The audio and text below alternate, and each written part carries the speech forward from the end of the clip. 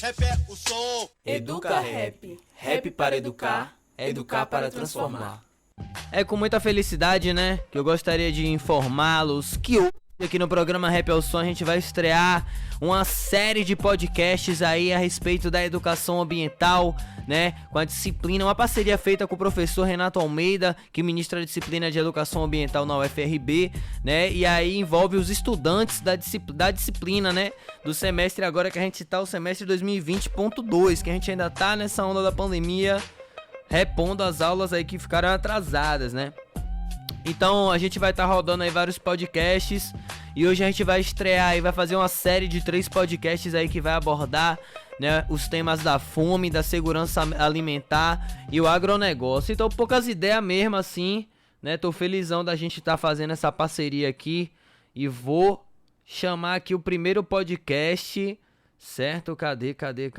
O primeiro podcast vai ser o da fome, que foi feito por Marília Pereira e pela Letícia Silva, ambas estudantes aí, certo? Então eu queria mandar um salve aí para todos os estudantes da educação ambiental que estão na sintonia, máximo respeito e sejam bem-vindos a esse espaço aqui do Rap ao Som, do projeto de extensão Educa Rap da Rádio Santa Cruz FM.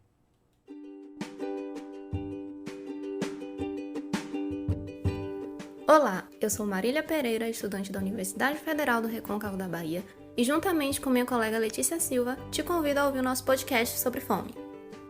Para iniciar o nosso podcast, eu gostaria de perguntar para vocês ouvintes, se nos últimos 12 meses você esteve preocupado por não ter comida suficiente para comer?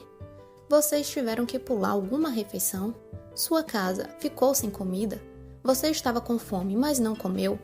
Você passou o dia inteiro sem comer? Quanto mais respostas do tipo sim, mais próximo da fome severa você esteve.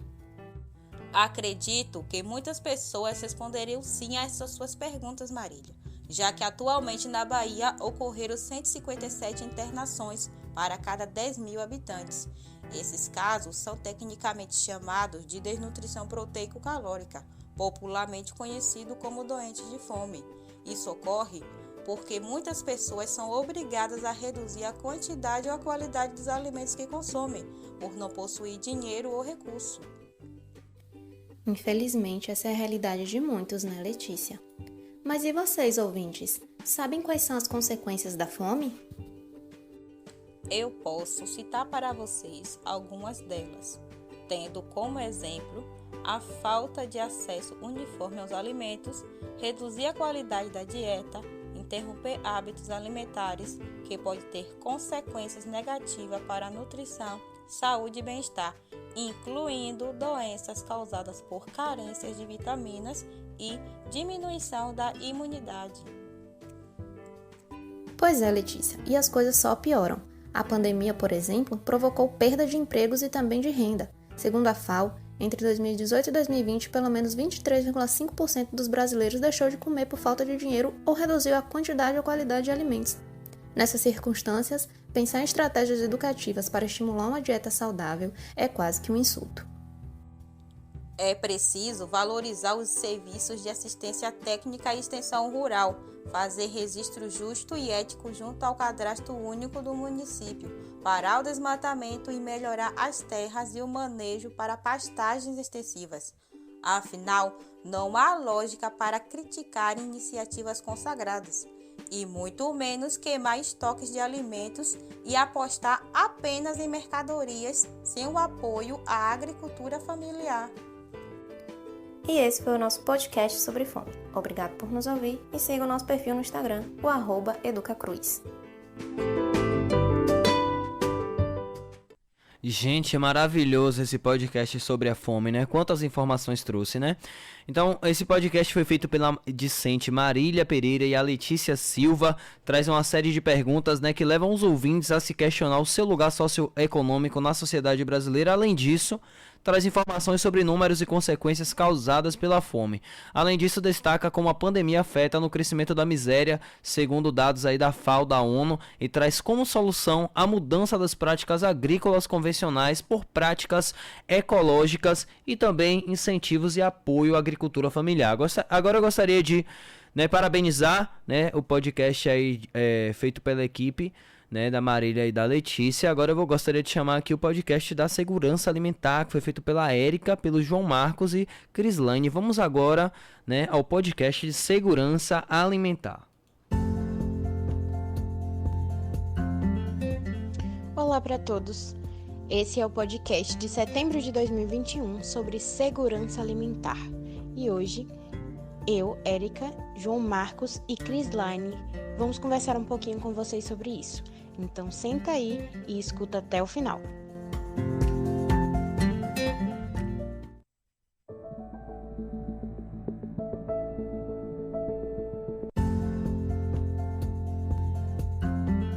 A segurança alimentar é um direito humano a uma alimentação adequada e saudável, ou seja, em quantidade e qualidade. E eu tenho uma pergunta para você. A sua alimentação cotidiana atende à quantia mínima de calorias e proteínas para as necessidades básicas que você possui? A alimentação saudável é diversificada, mas acima de tudo deve ser digna. Resto de comida do lixo não é uma coisa digna. Portanto, a segurança alimentar está alicerçada em dimensões da quantidade, da diversidade e da dignidade.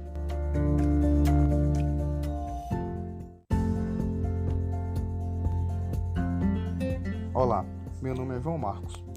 Você pode pensar que a segurança alimentar está só associada ao caráter quantitativo, mas também passou a incorporar os enfoques como as questões ecológicas, ambientais e nutricionais, que regulam a produção e o consumo de alimentos.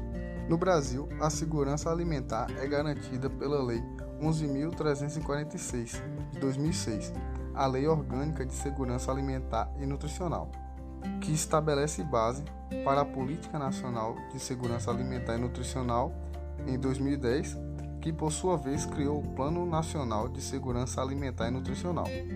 No entanto, só a produção em grande escala de alimentos não garante a segurança alimentar, pois, segundo o CONAB, Companhia Nacional de Abastecimento, o Brasil produziu mais de 250 milhões de toneladas de grãos na safra 2020-2021.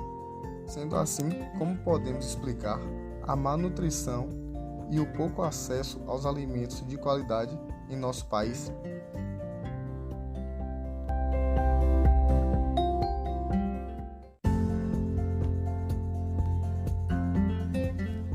A educação ambiental nunca foi tão necessária quanto agora. Precisamos construir nossas próprias escolhas.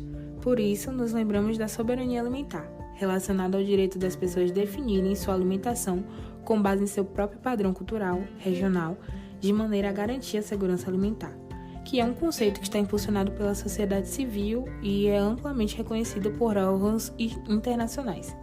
Para finalizar, gostaríamos de deixar uma pergunta. Como a sua sociedade valoriza a agricultura familiar, o acesso à água e a produção livre de agrotóxicos? A educação ambiental pode e vai alavancar políticas para fomentar as hortas urbanas e comunitárias, os quintais produtivos, os bancos de sementes crioulas, as plantas alimentícias não convencionais, conhecida como PANCs. E por hoje é só. Nós agradecemos você que ouviu até aqui e, por favor, segue a gente lá no Insta. O Insta da gente é Educa Cruz.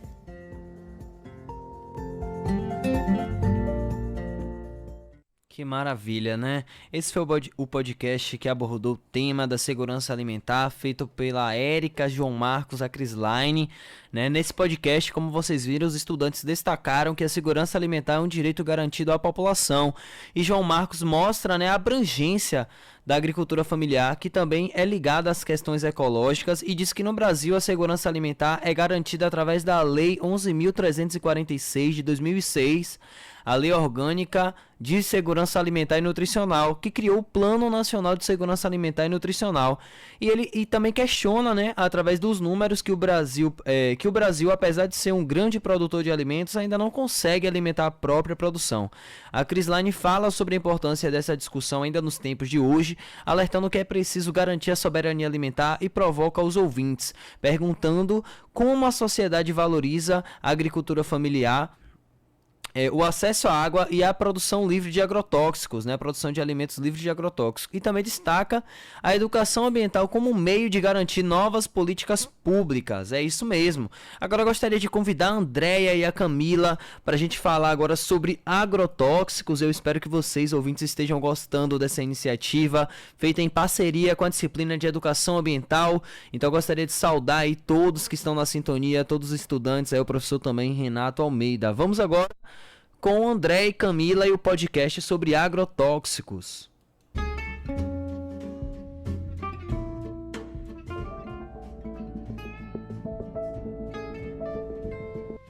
Olá, me chamo Andréia Pinto.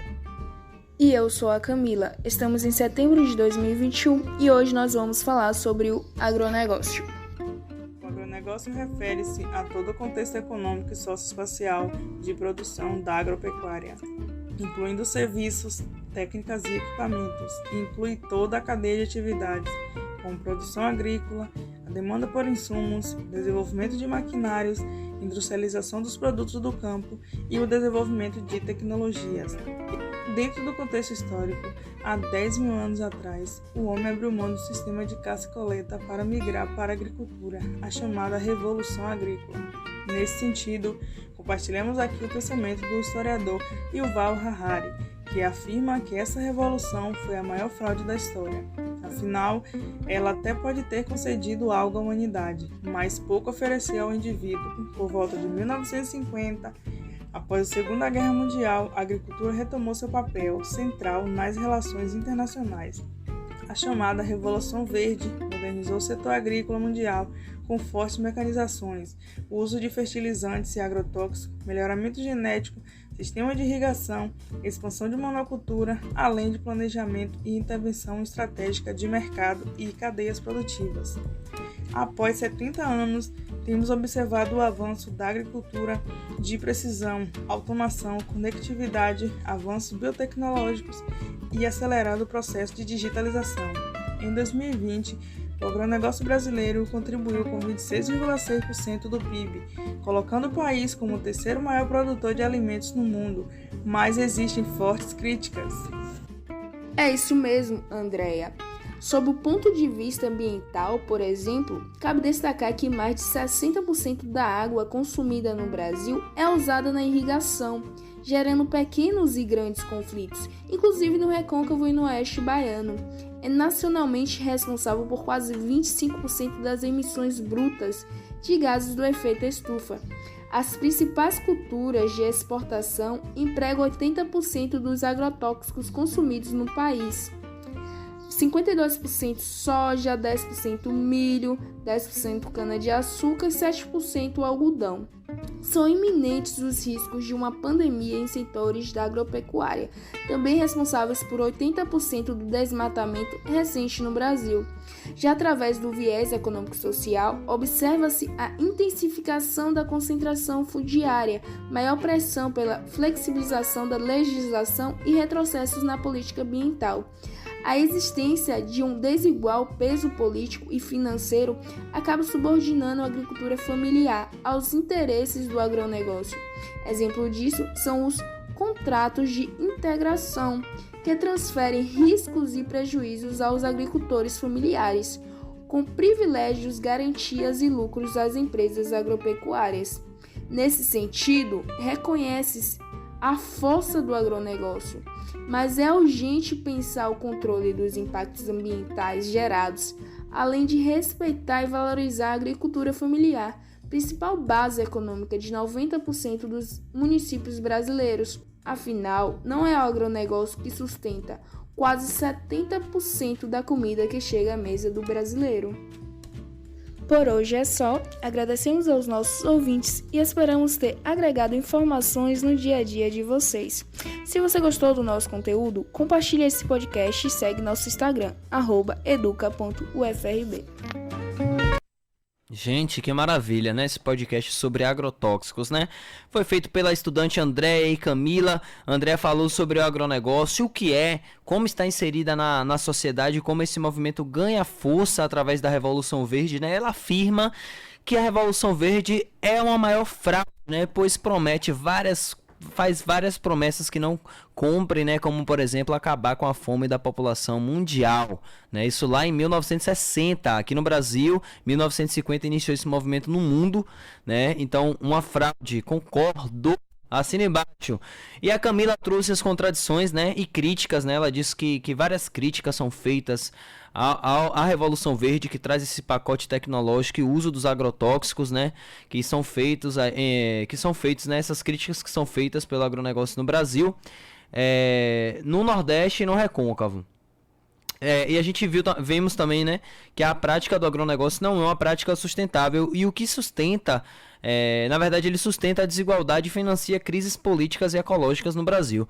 A Camila convida os ouvintes para refletir sobre os impactos ambientais causados pelo agronegócio e pela utilização dos agrotóxicos, né, e a urgente importância de valorizar a agricultura familiar, que no Brasil produz 70% dos produtos que os brasileiros comem. Então, os produtos que a gente come não são, né, produtos aí produzidos pelo agronegócio, né? O agronegócio aí produz soja, milho, né, os commodities, né, que em sua maioria são produtos, alimentos para animais, e esses produtos são exportados, né, eles não ficam em sua maioria no Brasil. Então é isso, né, só para você pegar a visão aí.